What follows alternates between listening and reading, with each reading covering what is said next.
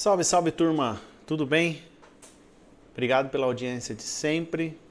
Vamos para mais uma aula. Hoje a gente vai falar sobre hesitação e race tracking. O que são esses efeitos e quais são as suas diferenças, tá? Estou falando com vocês no futuro. Para dar conta das atividades do dia a dia, eu faço uma frente de aulas, então eu tenho uma gaveta.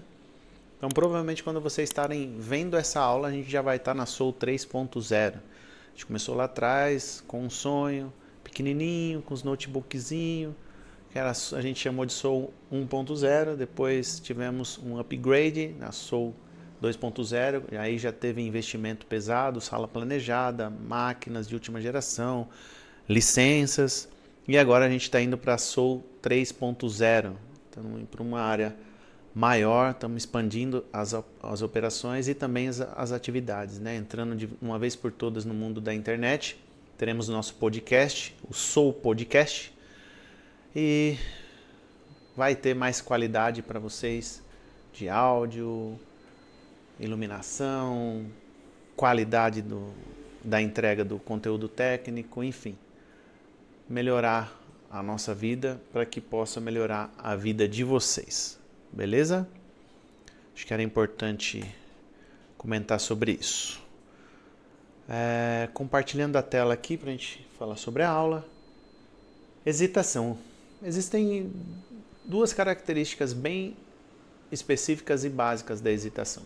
A hesitação, se você tem uma espessura maior e predominante e uma menor, o material tende a fluir por essa espessura mais convidativa, tá? É a teoria dos fluidos, é a mesma coisa. Apesar do plástico ser um pouco mais complexo, ele tem uma ciência que só estuda ele, que é a reologia, né? Reo em grego é flow, e logia é estudo, então é estudo do fluxo. Temos essa característica das diferenças de espessura e também por questões de grande fluxo, grande comprimento de fluxo também ocorre a hesitação. Já vou comentar sobre. Aqui está um exemplinho bem básico, tá? Nós temos uma espessura predominante nessa área e um detalhezinho aqui na transversal do fluxo. Aqui ocorre a hesitação, porque o fluxo favorece a maior espessura e o detalhe de menor espessura ele esquece. Então nós temos algumas condições para atuar nesses problemas, como alteração de design, aumento de espessura ou reposicionamento do ponto de injeção. Nesse caso aqui, ó, do videozinho, bem simples, se a gente colocasse o ponto de injeção, deixa eu fazer um sketchzinho aqui para vocês. Normalmente, a hesitação o pessoal acha que é colocar o ponto de injeção próximo à hesitação. Piora, tá, gente? Porque isso aqui vai embora e aí mesmo que ele esquece essa área mais restrita, tá? Então, isso não é aplicável. Nesse caso aqui, a entrada aqui talvez fosse a melhor opção, porque eu venho com fluxo laminar, venho preenchendo toda a cavidade e aí eu forço esse material a entrar nessa área de menor espessura e restrita. Entenderam? Então eu não trouxe o ponto de injeção para próximo do detalhe, eu afastei, coloquei do lado oposto, tá? Isso aqui é uma solução, muitas vezes ajuda bastante, tá? Essa é uma condição. A outra, estão vendo essa imagem aqui, ó? Deixa eu tirar meu rostinho daqui. Não, opa, não é aqui. É aqui, ó. Isso. Fica aqui. Tá vendo esta imagem? Ó?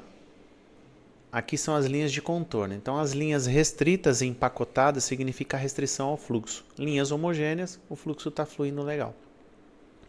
Como aqui o comprimento de fluxo é muito grande, eu tenho um sistema valvulado sequencial, quando eu abro as outras entradas, tem mais de uma entrada, acaba despressurizando o sistema e dando esse empacotamento de linha. Isso aqui é uma hesitação, tá? Por essas características de sistema valvulado sequenciais convencional. Então eu tenho essa hesitação também em grandes comprimentos de fluxo, como vocês podem ver aqui, ó, as linhas bem empacotadas. Já num sistema valvulado sequencial com variable speed, que nada mais é o controle individual de cada agulha, no nosso canal tem uma aula só disso, que chama variable speed. Se você não conhece, vai lá na aula que você vai entender o que eu estou falando. Quando eu aplico esse conceito, mesmo com um comprimento de fluxo grande, eu não tenho esse problema. As linhas ficam homogêneas, tá? Aqui a base teórica da hesitação, então a temperatura ela cai, a viscosidade e a tensão de cisalhamento aumenta, podendo ter degradação por atrito, quebrando as moléculas do plástico, trazendo problema estético e estrutural às vezes, tá? Dependendo da restrição e da hesitação. Não confundam com jet, que é um outro efeito. Depois a gente fala sobre isso, tá? Então a hesitação, vamos lá, duas características para ela: espessuras irregulares e grandes comprimentos de fluxo, ok? O race tracking, ele é bem parecido com a hesitação, mas ele tem uma característica única. Ele tem a espessura predominante, o plástico corre nessa espessura predominante. Quando ele encontra uma espessura maior na borda, ele acelera esse fluxo e fecha um gás numa área fora de fechamento, ou seja, eu teria um gás acumulado em uma região que eu não consigo expulsar da cavidade. E aí gera problema estético, carboniza a peça, a linha de emenda fica fragilizada, além da linha de emenda, né? Então vou ter problemas estéticos e estruturais também. Então o race tracking, a diferença gritante da hesitação por race tracking é o aprisionamento de gás fora da área de fechamento, que é esse cara aqui, ó, esse vídeo aqui, tá? Essa é a diferença crucial entre eles. Nesse caso a gente teria que alterar design de produto, tá? Aqui dificilmente você consegue atuar com layout de injeção, é preciso uma intervenção de design para poder compensar isso.